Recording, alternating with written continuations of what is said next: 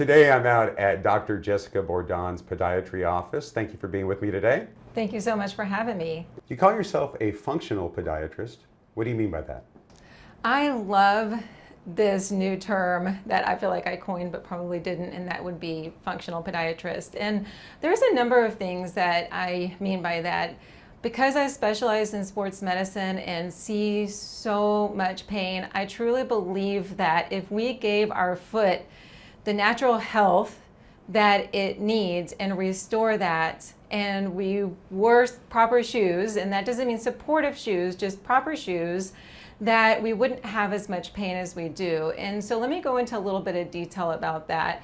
We were born with our toes spread apart, and over time, tapered shoes and compression socks and athletic socks will shape our foot. And I'm not talking about just high heels. I'm talking about even traditional athletic shoes. And so if we have that tapered toe box, that's going to squeeze our toes together, shorten our plantar fascia. If you add some tight socks to that, it's going to even make it worse. And over time, you'll see the shape of your foot change. This can lead to your plantar fasciitis. This can lead to your Morton's neuroma.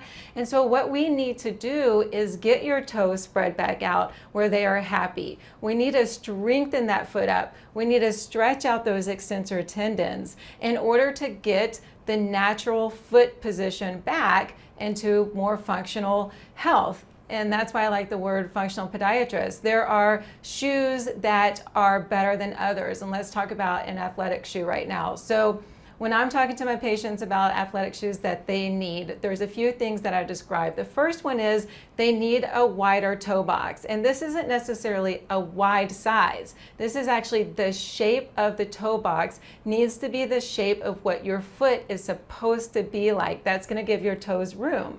The next thing is it needs a zero heel drop. Most of the shoes we're in have a heel drop, so it's elevated at the heel. And what that does is it actually will compensate our bodies, shorten our posterior chain, and then eventually can cause pain even in the back and the hips. So you want a leveled shoe. The next thing is you want to try to avoid a toe spring. So when your shoes have a toe spring at the end of them, and there are some very popular shoes that have more aggressive toe springs, you're actually going to shorten the front part of your leg, those muscles and tendons. That's going to contract your toes and cause hammer toes and even perhaps shin splints. And when you wear these type of shoes over time, the ones that we're all used to wearing, then that's going to cause deformity, hammer toes, bunions, Morton's neuromas, plantar fasciitis, etc. So it's extremely important that we focus on getting the muscle strength back into our foot and wearing the proper shoes. And as you can say, I'm not talking about support or orthotics. I'm talking about just the shoe our foot should really be in.